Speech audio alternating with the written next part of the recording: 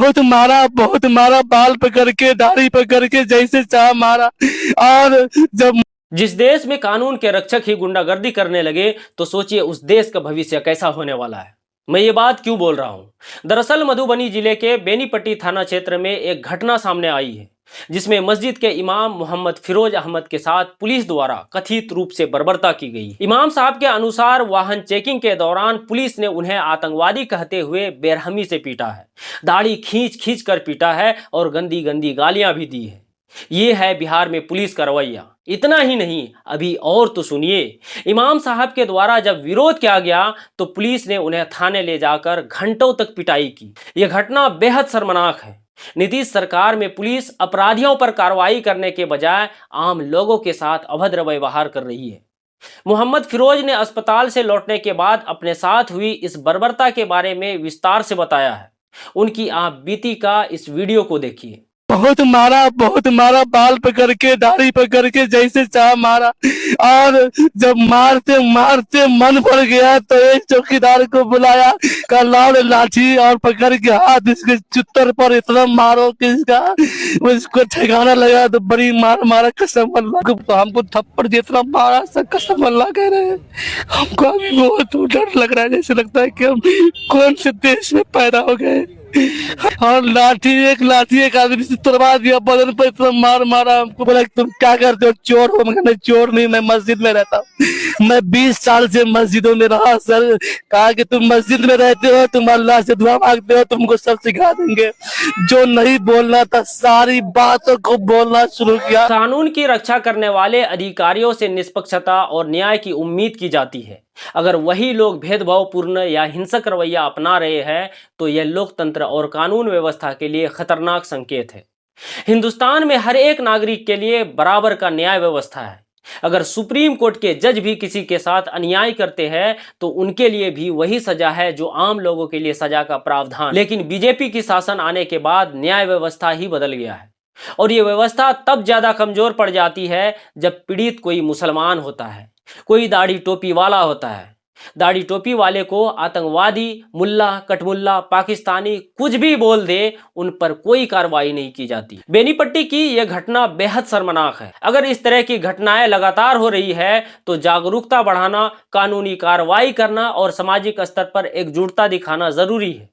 लोकतांत्रिक मूल्यों की रक्षा के लिए हर एक नागरिक की जिम्मेदारी बनती है कि वह अन्याय के खिलाफ आवाज उठाए। इस वीडियो को इतना शेयर कीजिए ताकि नरेंद्र मोदी, अमित शाह और बिहार के मुख्यमंत्री नीतीश चाचा तक पहुंच जाए।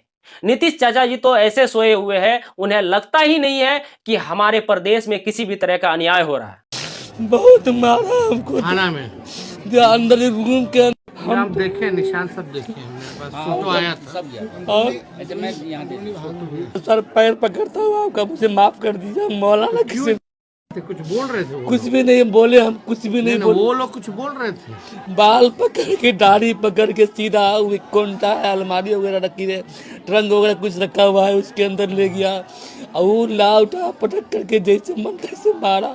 हम पैर पकड़ते थे कि हुजूर मुझे माफ कर दो, हम कभी ऐसा मारने का है जिंदगी में, कभी ऐसा मारने के समय भी कभी मेरे उस्तादों ने भी नहीं मारा। हम बहुत दिन से पढ़ा रहे लेकिन कभी न किसी विद्यार्थी पर भी।